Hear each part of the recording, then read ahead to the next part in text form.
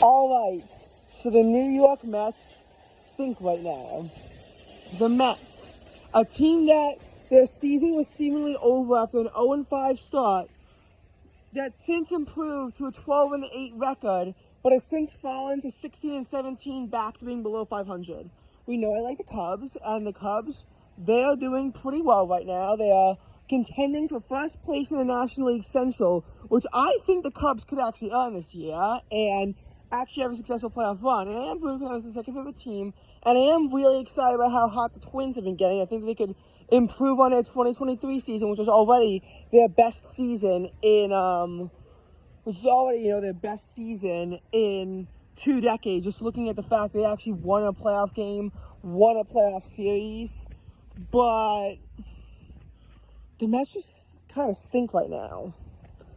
And this video is going to sort of be my breakdown as to, how the Mets could sneak into the postseason. Because despite losing 2 games in a row, thankfully the Nationals kept losing, the Reds kept losing.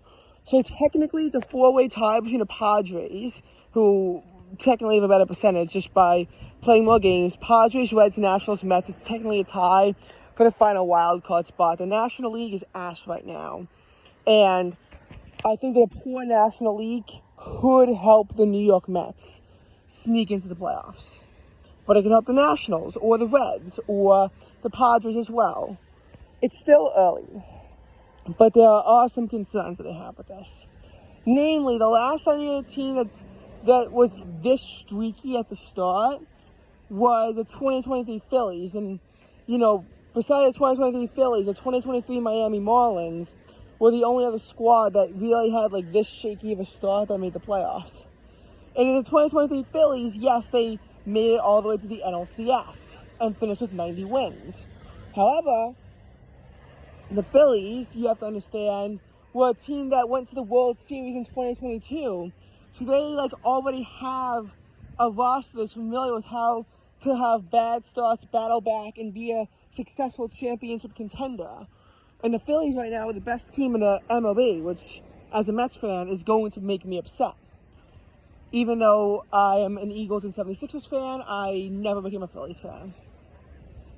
And instead cheer for the Phillies' biggest rival, the New York Mets. So, I feel like the Miami Marlins could be a good comparison, but you have to be careful with that too, because the Marlins finished last year 84-78. To be fair, they probably would have finished 85-77 had that game that been suspended, mattered. Either in the case of the Marlins and Diamondbacks, both battling for the 5 seed, and that game coming down to determine who gets the 5 seed, or if the Cubs or Reds were still in contention at that point and weren't already eliminated, then that game that the Marlins suspended against the Mets would have mattered. But as it stood, it did not matter. Everyone thought that they would just say the Marlins finished 84-77 and not count the game toward the standings. They actually counted, so 84-78 realistically, because it could have been 85-77. But again, the Marlins, they stink this year. But that was last year how they made the playoffs. So, what you got to understand with the Mets is that the Mets are a team that usually is going to start off hot and then collapse in heartbreaking fashion.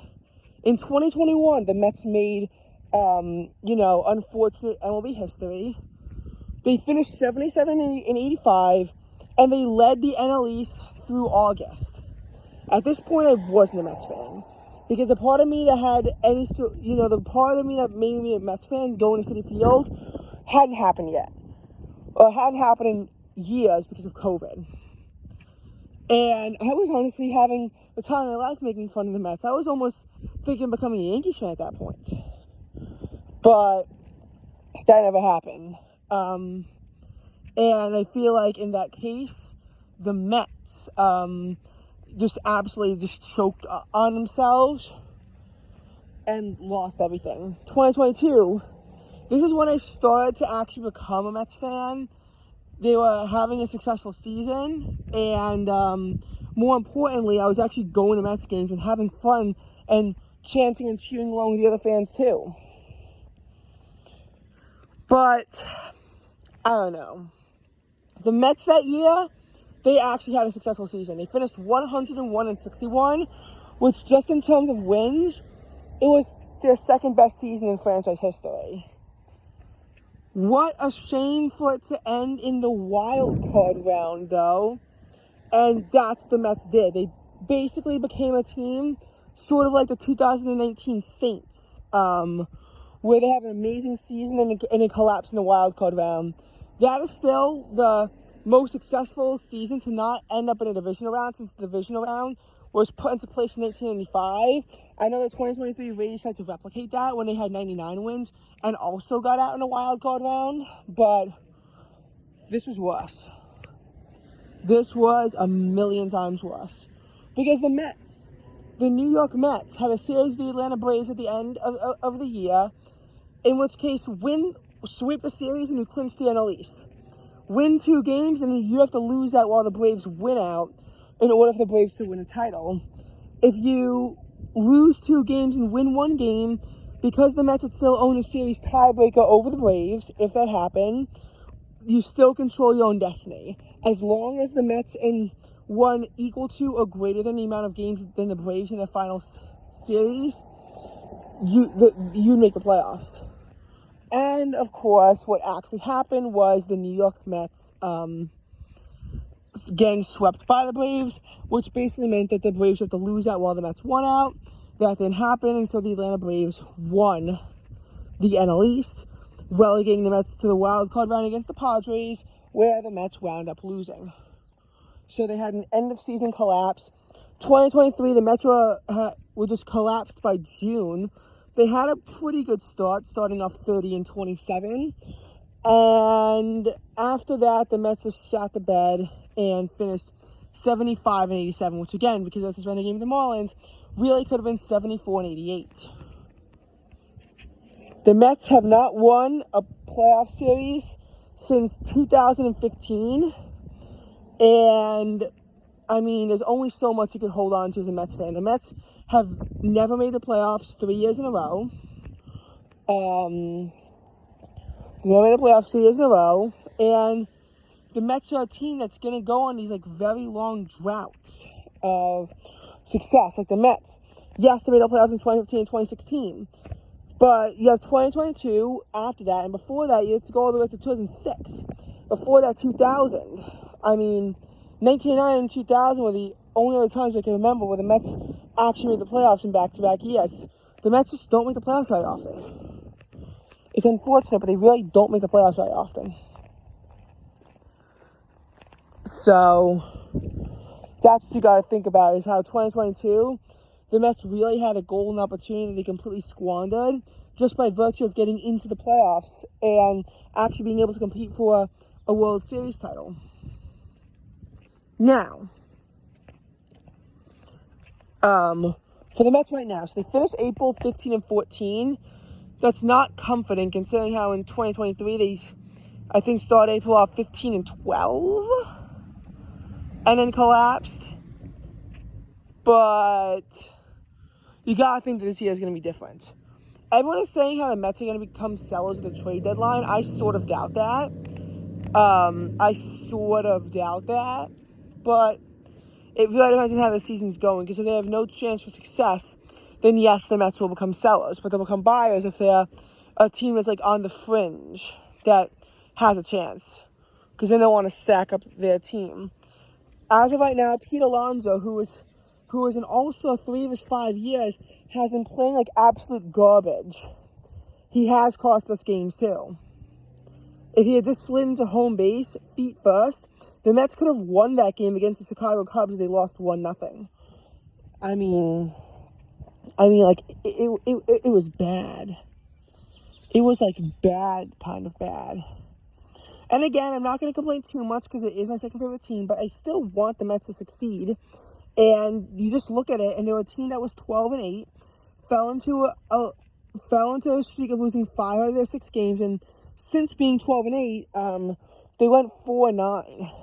They were a team that was actually in the top 10 for power rankings in the MLB after they were doing so successful. Pete Alonso even won Player of the Week And the Mets finally seem to be going right. There was a time where they had the best record in the MLB since April 5th. Again, when they were on that 12-3 run. And then the Mets, as typical of the Mets, just choke it all away and fall back to being below 500 and being one of the weakest teams in the MLB.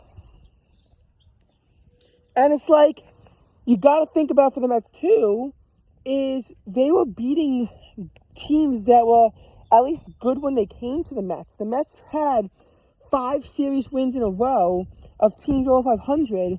Then they play teams with sub 500 records, and they lose those series. Like, I don't get it. I really just don't get it. Pete Alonso went from playing so great and seemingly saving the Mets season, and now he's playing like garbage. The Mets pitching is so bad, and I get that their starting pitcher's out until June, and I'll forgive that, but the Mets can't wait till June. They need better pitching. Their pitching looks like it's minor league. Their defense at times looks good. Their offense at times is good, but most of the time it's pretty mid. And I don't get it. I don't get why the Mets are having so many problems. But here's what you got to think about it. So, the Mets could really go in 3 directions from here. They're 16 and 17, so they're at a crossroads. One of them, and this is really like the best case scenario, is where they surge and have a breakout. I don't know, Francisco Lindor could have a breakout season.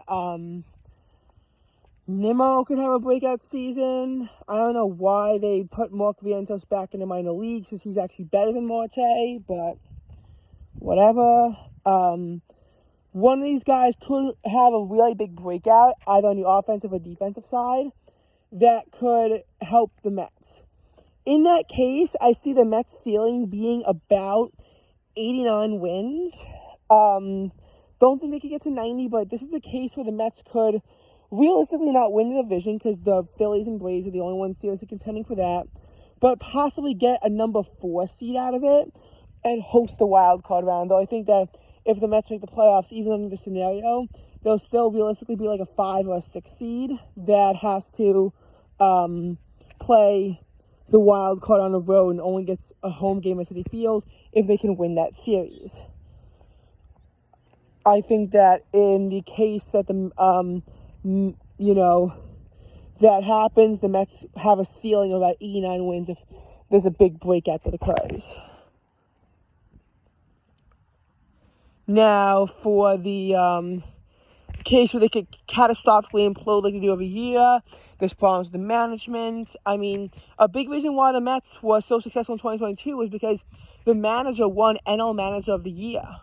2023, he was so bad he got fired. So, I don't know how management has been in 2024, because again, small sample size, relatively speaking, but it hasn't been going great. And this is a case where you can see the Mets catastrophically implode on themselves and be a team that realistically could finish. I mean, their floor is about 65 wins. The Mets could be one of the worst teams in the MLB. Because if you think about the perspective of them collapsing catastrophically, I mean, and you want to look at those years like 2023 and 2021 where they just implode mid-season, if their implosion is happening at the end of April, it's not gonna be pretty for the Mets. And they can be one of those teams that get eliminated from postseason contention in late August to early September. Not like 2022, where they're already clinching a playoff spot in May-September, where, again, like, I don't think a 2022 season could happen, but I think that anything, anything could help. And then the Mets could also be like this team that like floats around 500 and is a 500 team. Now, 500 teams usually don't make the playoffs. I'll just say that. But there are a few positives. First of all, if you are in this range where you finish as a 500 team, it could help bring hope for the 2025 Mets. But of course, you're a Mets fan and you realize that the Mets can't be good 2 years in a row. That's illegal or something. So you do have to realize that it could just be a squandered opportunity.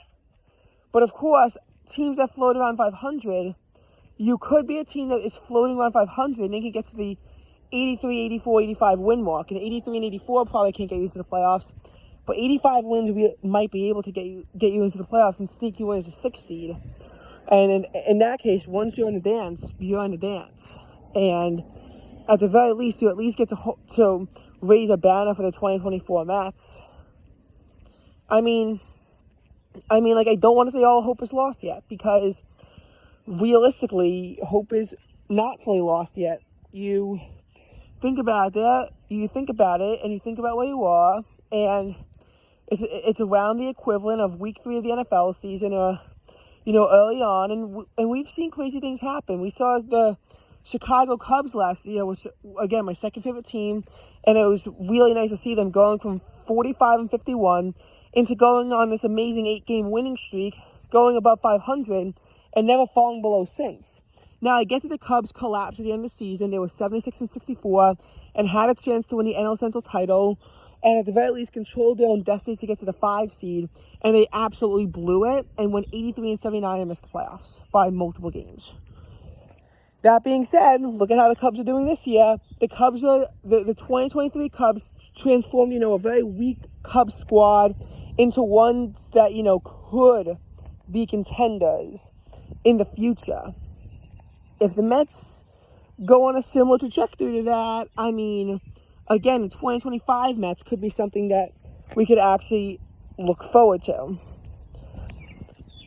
And obviously, you think about where the Cubs were on September 6th and how they were 76 and 64, and of course how they imploded on themselves and finished 7 and 15, which of course the Mets would do in that position. But or the Mariners are another team that, could be in that position where you just are in that position where once you actually have a good season, if you don't make the playoffs, it could help bring momentum going forward into next season. That being said, it's not a guarantee. But we have seen teams fall behind really early. Some teams have even fallen into traps of, being 8, 7, 6 games below 500 in June or even July, and they still came back and made the playoffs. Some of them have even made deep runs. If you want to, compared to other sports, like look at the Islanders. When there was a point where they were 12 points behind a playoff spot at the end of February, and everyone thought that the Islanders season was over. And of course, the Islanders battled back and went on a 6-game winning streak that, combined with a lot of other teams losing, led to them sneaking into the wild card picture by the second week of March. And then the Islanders collapsed again, but then seemingly resurged back, and actually weren't even relegated to a wild card spot. The Islanders actually got the number 3 seed in the Metropolitan Division in the playoffs. They were first-round exits, losing to the Carolina Hurricanes in 5 games, but the Islanders actually made the playoffs, even though no one thought that they were going to, after everyone thought the season was over. And the Islanders sneaking into the playoffs, it happened in 2023 as well. The Islanders last year were a streaky team, and they made the playoffs. Of course, in the National Hockey League, you do have to understand that more teams make the playoffs, but it wasn't even like the Islanders were one of these fringe teams. They were number 3 in the Metropolitan Division, and they would have made the playoffs if there were only 6 teams involved. The Capitals and the Lightning wouldn't have, but the Islanders would have. You could look at the NBA where the Knicks, yes, they were in the playoff position, but they were very far back. They were in play-in tournament range. They were 17 and 15 at New Year's Day, and then the Knicks absolutely explode in January, and it propelled the Knicks up to the number 2 seed in a 50 and 32 record. So there have been teams that have been, really far back and have just completely come all the way back and shocked everyone. You look at the Texans squad. They were a very young team that, with a brand new head coach and a brand new quarterback that no one thought would go anywhere, started off 0-2. But then began to get momentum. and became a team that went 10-7 and won the division and won a playoff game. So I mean, these rough starts, they really can actually turn into, sometimes they can actually be, a good thing. But again, right now the Mets are like streaky AF, because obviously you have a 5-game losing streak mixed in with a 6-game winning streak, and besides those, you have a period where the Mets went 6-3, but there's also a period that went 4-9, which includes losing 5 out of 6 games. So take it what you will with the Mets. Personally, I think that the Mets at times look like a minor league team, but they have pulled out some impressive wins. And